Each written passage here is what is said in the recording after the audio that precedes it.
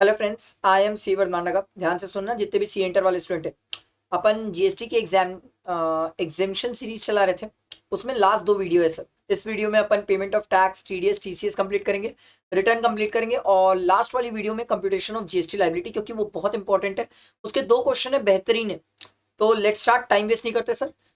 बहुत सारा करना है सर, बहुत सारा पढ़ना है। देखो सर क्या बोलते हैं। MN limited has a balance of 30,000 as a CGST and SGST. ठीक है, in the electronic credit ledger. Credit ledger में उसके इतना पड़ा है। Okay, in the beginning of the April, during the month of April, ML limited has following liabilities. क्या क्या liability है भाई? आउटवर्ड सप्लाई की जीएसटी पेबल की लाइबिलिटी है। GST payable as a consequence of proceeding initiated under the provision of GST law. ठीक है। GST payable on reverse charge. ओ भैया, रिवर्स चार्ज कैश में पे होता है। इंटरेस्ट कैश से पे होता है। पेनल्टी कैश से पे होती है। वो आपसे ये चेक करना चाह रहा है सर कि जो क्रेडिट लेजर में पड़ा है, उस क्रेडिट लेजर का यूज आप काय के लिए करोगे। एक बात ना ब्लड में बैठा लो कि सर क्रेडिट लेजर का, क्रेडिट का यूज सिर्फ आउटपुट टैक्स लाइबिलिटी पे करने के लिए यूज होगा और किसी चीज के लिए यूज नहीं होगा। इसको ना ब्लड में बैठा लो, इसका कोई ऑप्शन नहीं दे रहा हूं मैं आपको। There is no input tax rate for the month of April. ML Limited is of the view that the opening, since opening in the balance in the electronic ledger is sufficient to discharge the whole liability. नहीं भैया, कुछ चीजें तो cash में ही होगी। Explain with reason. ठीक है। If no what amount is payable in cash, तो पेबल इन कैश तो ये तीन अमाउंट है। सिंपल है, ये आप कर लोगे सर। ये तो बहुत सिंपल है, मैंने आपको ट्रीटमेंट बता दिया। ठीक है, आगे बढ़ते हैं सर। ध्यान दो, नेक्स्ट क्वेश्चन देखो। Aman a registered supplier of taxable goods filed GSTR 3B8 कुछ नहीं होता for the month of January 2025 on 15 April 2025। जनवरी का 15 अप्रैल सर, जनवरी का तो 20 फेब होना चाहिए सर। गया, इंटरेस्ट आएगा sir. The prescribe due date for filing the set GSTR 3B for 20 Feb 2025। Thank you बताने के लिए। The amount of GST payable on the such supply made by him for the said month work out to be 5 lakh. The input tax credit available for the said month is, ये हम credit use कर लेंगे, तो 5 lakh minus 1,35,000. Amount Mr. Aman has deposited 2 lakh in the electronic cash ledger on 20 Feb 2025। भाई के पास cash ledger में पैसा पड़ा है सर। मैं बता रहा हूं, ये चीज बहुत इंपॉर्टेंट है इंटरेस्ट लाइबिलिटी निकालते टाइम, कि अगर मेरे पास कैश लेजर में पैसा पड़ा है, तो कैश लेजर में अगर मेरे पास पैसा पड़ा है, तो जितना पैसा कैश लेजर में पड़ा है उतने तक अमाउंट पे मैं इंटरेस्ट नहीं दूंगा। मैं तो नहीं दूंगा, क्योंकि एक बात बताओ, मेरा पैसा जब गवर्नमेंट के पास पड़ा हुआ है, तो जो पैसा मेरे पास गवर्नमेंट पे, जो मेरा पैसा गवर्नमेंट के पास पड़ा हुआ है, उसमें मेरे से आप इंटरेस्ट कैसे ले सकते हो सर? मैं तो 2 लाख रुपए आपके पास जमा करके बैठा हूं ना। 1,35,000 की क्रेडिट पड़ी है मेरे पास, तो माइनस कर लो 2 लाख रुपीज, बचा 1,65,000 सर। हाँ, इस पे आपको मेरे से इंटरेस्ट लेना है, ले लो। ठीक है। The outstanding tax was paid for the month of जनवरी। ठीक है, ओके, ठीक। तो ये इसने 15 अप्रैल को 20 फेब का टैक्स पे किया है। डेज गिनना पड़ जाएगा यार। फेब के हो गए 8 डेज, मार्च, अप्रैल, कितने दिन हो जाएंगे सर? 8 + 31 + 15, ये आ जाएगा सर आपका 54 डेज। तो 54 डेज का इंटरेस्ट लगेगा सर। तो 1,06,000 इसका इंटू 1,65,000 इंटू 18% डिवाइडेड बाय 365, कितना आ जाएगा sir? 1,65,000 into 18% into 54 divide by 365, 4394। Round figure किया मैंने, 4394। समझ आया कैसे इंटरेस्ट निकला? सिंपल। मैं आपको चैलेंज करता हूँ, एग्जाम में ये 2 लाख वाली बात आप भूल जाओगे, भले आप मेरी बात मानो ना मानो। अगला ये वाला क्वेश्चन ना घोट के पी जाओ। मैं आपको बता रहा हूँ सर, टीडीएस का है ये क्वेश्चन, बेहतरीन क्वेश्चन है, मतलब घोट के पी जाओ इस क्वेश्चन को। तो सर देखो, Hariyaran Enterprises registered in Delhi is engaged in the supply of various goods and services exclusively to the government department, agencies and the person notified under section 51। 51 वाले लोग कौन है भैया? जो टीडीएस वाले लोग हैं। ठीक है। It has provided the information relating to the services made to the supplies made their contract value and the payment due against each of them in the month of October। कहानी अक्टूबर की देखते हैं। चलो, तो चलो डिसाइड करते हैं किसमें टीडीएस है किसमें नहीं है। पहली बात तो ये याद रखना, टीडीएस वाले में सर दिल्ली इंपॉर्टेंट है, हरिहरन एंटरप्राइजेस इंपॉर्टेंट है, क्योंकि हरिहरन दिल्ली का है और वो सप्लाई कर रहा है गवर्नमेंट को। ठीक है, ध्यान रखना सर। देखो, supply of stationery to fisheries department, हाँ ठीक है, supply of stationery to fisheries department Kolkata. Sir 2,60,000 है एंड इंक्लूसिव ऑफ जीएसटी है। जीएसटी का रेट कितना है भाई? नहीं कुछ बोलेगा तो 18 ही है। नाइस। तो सर 2,60,000 डिवाइडेड बाय 118 इंटू 100 कर लो। तो सर ये तो 2,20,000 कुछ आ रहा है, 339। सर इस केस में टीडीएस आएगा? नो, 2,50,000 से कम है, एक्सीड करने पे टीडीएस आता है 2%। Supply of car rental services to municipal corporation of Delhi, उससे दिक्कत नहीं है सर, पहले करना पड़ेगा 2,95,000 इंटू 100 डिवाइडेड बाय 118। यार है सर 2,50,000 एग्जैक्ट। सर हमने बोला था 2,50,000 से एक्सीड करेगा तो इस अमाउंट पे टीडीएस आता, यहाँ पर भी टीडीएस नहीं है। आगे बढ़ो सर, नेक्स्ट देखो next. Supply of heavy machinery to public sector undertaking located in Uttarakhand 5,90,000। तो 5,90,000 डिवाइडेड बाय 118 इंटू 100। सर ये तो 2,50,000 से एक्सीड कर गया, 5 लाख आ रहा है सर वैल्यू ऑफ सर्विसेज। तो सर इस केस में टीडीएस की बात है। हाँ सर 25,000, इसका 2% कर लो सर। तो 25,000 का 2% कितना हो जाएगा? 500, एकदम सिंपल। अच्छा अब ये 500, एक स्टूडेंट ने पूछा सर ये 500 सीजीएसटी एसजीएसटी आधा आधा है कि ये सीधा आईजीएसटी है? एकदम सिंपल, हमने हैवी मशीनरी सप्लाई की है। हैवी मशीनरी के केस में सर हम क्या पढ़े थे? प्लेस ऑफ सप्लाई सेक्शन 10 पढ़े थे सर। मूवमेंट ऑफ गुड्स है सर, जहां पर गुड्स का मूवमेंट टर्मिनेट हो रहा है। कहाँ टर्मिनेट हो रहा है? उत्तराखंड में। रिसिपिएंट कहाँ का है? उत्तराखंड का है। Place of supply Uttarakhand, supplier Delhi. हो गई बात, आ गया आईजीएसटी पिक्चर में। ऐसे सोचना होता है एग्जाम में। मैं अकेले सोचूं कोई मतलब नहीं, आपको भी सोचना है। मेरे को तो सब याद है सर, मैं बन गया सीए, आपको बनना है। अगला देखो, supply of taxable goods to Delhi office of a national housing bank, a society established by the government of India under the society registration act. ये अमाउंट भी बहुत एक्सीड कर रही है सर। 6,49,000 इंटू 100 डिवाइडेड बाय 118, ये आ रहा है 5,50,000, आराम से एक्सीड कर रहे हैं सर 50,000। सर जीएसटी की बात है, अब सॉरी टीडीएस की बात है। सर टीडीएस कितना? मैं अभी भी बोलूंगा 2%, बट यहाँ पर सर सीजीएसटी एसजीएसटी होगा कि आईजीएसटी होगा? सर हम दिल्ली के, जिसको सप्लाई किया है वो भी दिल्ली का है, प्लेस ऑफ सप्लाई भी दिल्ली है, तो सर यहाँ पर सी और एस की कहानी होगी, ये ध्यान रखने वाली बात है। तो मतलब 500 यहाँ आ जाएगा, 500 यहाँ आ जाएगा। अगला देखो, इंटीरियर डेकोरेशन ऑफ आंध्र भवन लोकेटेड इन दिल्ली, ठीक है। Service contract is entered into the with the government of Andhra Pradesh. ओहो, गड़बड़ हो गई सर। सर मैं दिल्ली का, सप्लायर दिल्ली का। सर प्लेस ऑफ सप्लाई क्या होगा? सर इंटीरियर डेकोरेशन से रिलेटेड सर्विसेज है, इमोल प्रॉपर्टी से रिलेटेड है, सेक्शन 12(3) पिक्चर में आता है। और 12(3) बोलता है सर जहां इमोल प्रॉपर्टी लोकेटेड है या इंटेंडेड टू बी लोकेटेड है। कहां पर है सर? दिल्ली, कोई दिक्कत नहीं है सर।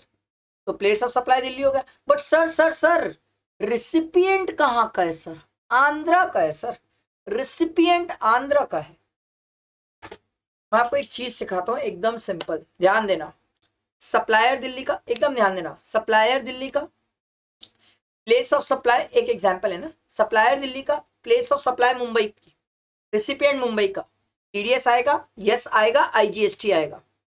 सप्लायर दिल्ली का sir place of supply Delhi में, रिसिपिएंट दिल्ली में, सर टीडीएस आएगा सर, सीजीएसटी एसजीएसटी आएगा। सप्लायर दिल्ली का sir place of supply Delhi में, प्लेस ऑफ सप्लाई दिल्ली में, रिसिपिएंट मुंबई का, सर टीडीएस आएगा नहीं आएगा? ये वही केस है सर, तीसरा वाला ही केस है, टीडीएस नहीं आएगा सर, रिसिपिएंट दूसरी जगह का है सर। ये जो बोला ना, लिख के रख लेना, मजेदार चीज है सर, ये सीख गया तो मजा आ जाएगा सर। तो इस केस में छोड़ दो, टीडीएस छोड़ दो sir. Next, supply of printed books and printed postcards to West Delhi Post Office out of the total contract value of 9,70,000. Contract value of supply of books exempt from GST. Books exempt है GST से is 7 lakh. And supply of printed postcard taxable under GST. ये one कुछ नहीं है sir, जो exempted है उस पे तो छोड़ दो, उस पे तो GST की बात ही क्या करोगे सर। बट सर जो 2,72,000 है वो टैक्सेबल है, तो 2,72,000 डिवाइडेड बाय 118 इंटू 100, ये आ रहा है सर 230,508। सर 2,50,000 से कम है इसलिए बच गया टीडीएस में, नहीं तो यहाँ पर टीडीएस होता सर, मैं ये 20,000 में टीडीएस की बात कर लेता। अगला, maintenance of street line in the municipal area of east Delhi. The maintenance contract entered with the Municipal Corporation of Delhi also involves the replacement of different lights and the मतलब जो खराब लाइट है and other spares. However, the value of supply of goods is not more than composite supply. Sir exemption छू दिया इसने तो. Exemption छू दिया. Services provided to the government. Composite supply. जहां पर value of goods 25% से ज्यादा ना हो वहां पर सर exempt होता है, जीएसटी नहीं होता. अभी जब एग्जाम है तो टीडीएस कहां से आएगा? मेरे को तो ये क्वेश्चन पसंद है. एग्जाम में एक दिन पहले जाके देखने वाला क्वेश्चन है. अगर ये पर्सन कोई भी अगर ये टीडीएस का क्वेश्चन देके रहता है ना, गजब कंसेप्ट क्लैरिटी होगी. मेरे को नहीं लगता उसके बाद वहां पर उससे टीडीएस से कोई गलती होगी. और नेक्स्ट क्वेश्चन देखते हैं.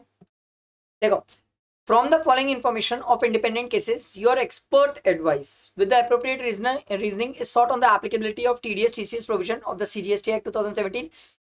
You shall also quantify the amount of TDS TCS as the case may be if the same is applicable. Okay, ठीक है. Top Fashion, a designer cloth dealer and are registered in the state of West Bengal, affected supply through Quick Deal. ये Quick Deal वाला तो बहुत आया exam में. An e-commerce operator, the net value of taxable intra-state supply. Sir क्या इस पे TCS की बातें होगी? हाँ सर TCS की बातें होगी सर. सर कितना? सर TCS में तो अमेंडमेंट आया है सर रेट में, और रेट हो गया 0.5%. मतलब 0.25 सीजीएसटी एंड 0.25 एसजीएसटी. अगर आपको पता हो तो अमेंडमेंट हो गया सर परसेंटेज का, ध्यान रखना. आगे देखो. Mister super builder, a registered supplier in the Tamil Nadu, was awarded a work contract by the government of Tamil Nadu. ठीक है, amounted to rupees of 4 lakh of which value of exempt supply was 1 lakh. तो वैल्यू ऑफ एग्जेम्प्ट सप्लाई हटा दो sir इसमें से, तो बचा कितना सर? 3,30,000. बिल्डर कहाँ का है? तमिलनाडु. रिसिपिएंट कहाँ है? तमिलनाडु. सर ये सर्विसेज कहाँ प्रोवाइड की जा रही है? तमिलनाडु. तो सर यहाँ पर क्या होगा सर? 1% CGST, 1% SGST. क्लियर? आगे बढ़ते हैं. Tasty caterer, a registered supplier of Kerala, provided catering services in Kochi Kerala to a government of Andhra Pradesh. आहा, catering services, place of supply. Sir कहां पर हो रही है कैटरिंग सर्विसेज? कोची केरला में सर. तो सर सप्लायर केरला का, प्लेस ऑफ सप्लाई केरला है सर. सर रिसिपिएंट कहाँ का है? आंध्रा का है सर. रिसिपिएंट तो आंध्र प्रदेश का है सर. रिसिपिएंट अलग स्टेट का हो गया सर. यहाँ पर टीडीएस आ ही नहीं सकता, भले 2,50,000 से ज्यादा है बट टीडीएस नहीं आ सकता. आई होप समझ आया होगा. और रिटर्न देखते हैं. रिटर्न में क्या बोल रहा है? List the detail of the outward supply which can be furnished using IFF. Also brief. Sir ये तो थ्योरी क्वेश्चन है. I personally think ये थ्योरी क्वेश्चन आप पढ़ सकते हैं सर. थ्योरी क्वेश्चन होमवर्क ये I personally think आप रीड कर सकते हैं. देखो, Mehul enterprises registered under GST in the UP and a monthly return filer is engaged in making supply of goods and services. It furnished the detail of the outward supply in the form GSTR 1 for the month of January on 11th Feb. ठीक है. However, on 14th Feb, the accountant of the Mehul Enterprises noticed that their one invoice issued to Vaishali Traders registered in Gujarat for the supply of value of goods of 1 lakh pertaining to January has been inadvertently missed to be declared in the GSTR 1 furnished for the January. Important, most important question है ये. Sir क्यों? Sir GSTR 1A की बात हो गई है sir, amendment की बात है सर. सर इसने GSTR 1 में शो करना भूल गया. सरकार ने बोला कोई बात नहीं, तो जो टैक्स पीरियड है उसका GSTR 3 भी जब फाइल करने वाला है, जैसे बेसिक एग्जांपल, एक एग्जांपल ले लेते हैं सर. जनवरी का GSTR 1 में कब तक डाल दूंगा? 11 तक डाल दूंगा सर. 11 फेब तक डाल दूंगा. Crystal clear sir. इसी का ये GSTR 1 सर. GSTR 3 भी कब तक डाल दूंगा सर? 20 फेब. सरकार बोली कोई बात नहीं, देख भाई गलतियां होती है इंसान से, तेरे को हम 20 फेब के पहले बोलते हैं एक काम कर, तेरे से जो गलती हो गई, जो आउटवर्ड में डालना था तूने डालना भूल गया, तो एक काम कर यहाँ पर डाल दे 20 फेब के पहले GSTR 1A डाल दे तू. मैं बोला ठीक है मैं डाल देता हूँ यार, मैं डाल देता हूँ, मैं कोई टैक्स की चोरी नहीं करना चाहता था, मैं डाल देता हूँ. अब बात ये है मैं तो डाल दूंगा बट सामने वाले को क्रेडिट कब दिखेगी? इन्होंने बोला सर कोई टेंशन वाली बात नहीं है, जो वैशाली ट्रेडर्स है जिसका तूने आउटवर्ड डिटेल डालना भूल गया था उसको क्रेडिट नेक्स्ट टैक्स पीरियड में दिखेगी. बोला नहीं समझा यार. बोले देख तू अभी जनवरी का करने बैठा था, उसको क्रेडिट कब दिखेगी?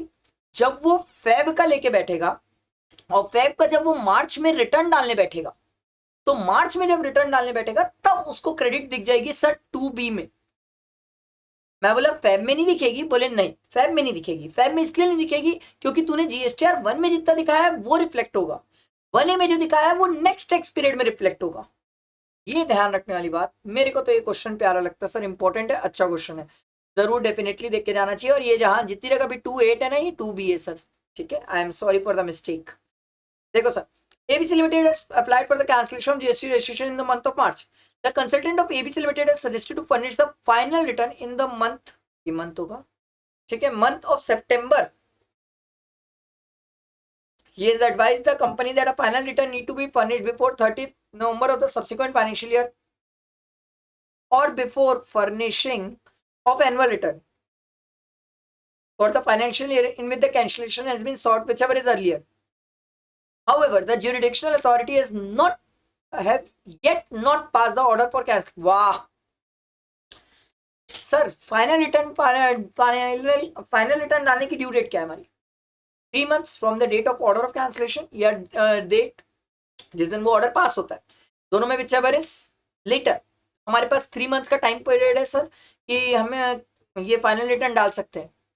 अभी तो ऑर्डर ऑफ कैंसिलेशन पास ही नहीं हुआ है, तो कहां से आई बात फाइनल रिटर्न डालने की? यही बोला है सर। देखो 3 months from the date of cancellation और date of order of cancellation, दोनों में whichever is later होता है। अभी तो ऑर्डर ही पास नहीं हुआ है कैंसिलेशन का, तो 3 months काउंट कहां से करोगे सर? हरी बात समझ। तो ये जो टैक्स कंसल्टेंट होगा इसका पागल है, आया सबको समझ बैठा दिमाग में? सर यहां से अपन नेक्स्ट वीडियो में करेंगे कंप्यूटेशन ऑफ जीएसटी लायबिलिटी। मैं थोड़ा सा टाइम शॉर्ट हूँ, आई होप आप लोग थोड़ा सा मुझे समझोगे, क्योंकि मैं लिटरली बता रहा हूँ मैं बहुत ज़्यादा ऑक्यूपाइड हो गया हूँ अभी बहुत सारी चीज़ों से रिलेटेड। एंड मतलब मैं आपको वो सब चीज़ें नहीं बता सकता एज सच, बट बहुत सारी चीज़ों से ऑक्यूपाइड हूँ। But I promise as soon as possible मैं जितनी चीज़ें मेरे से हो पाएगी मैं सब करते जाऊँगा आप लोगों के लिए। मैं कोशिश करूँगा कि हर वो चीज़ जो मुझसे होनी चाहिए आप लोगों के लिए वो मैं करूँ ही, ताकि टैक्स में तो कम से कम आपको ऐसा कोई दिक्कत ना आए। कंप्यूटेशन ऑफ जीएसटी लायबिलिटी का क्वेश्चन है, 2 क्वेश्चन है and it's very nice question. ये 2 क्वेश्चन हम करेंगे, गारंटीड आपको जीएसटी में बहुत कॉन्फिडेंस आएगा। एंड परसों मैराथन है यार, आज 10 तारीख हो रही है, 11-12 तारीख को मैराथन है सर। मैराथन में तो डेफिनेटली बैठना, वो चार्ट्स के थ्रू रिवाइज करेंगे, बड़ा मजा आएगा सर। पूरा मैराथन में आपको पढ़ने का तरीका सिखाऊंगा, किस तरीके से आखिरी दिन पढ़ना है वो भी सिखाऊंगा। तो तैयार रहो, फ्रेंड्स को शेयर करो, और computation of GST liability try करूंगा कि कल अपलोड हो जाए, ताकि हर स्टूडेंट मेरे मैराथन के पहले एग्जामिनेशन सीरीज खत्म कर ले, ठीक है।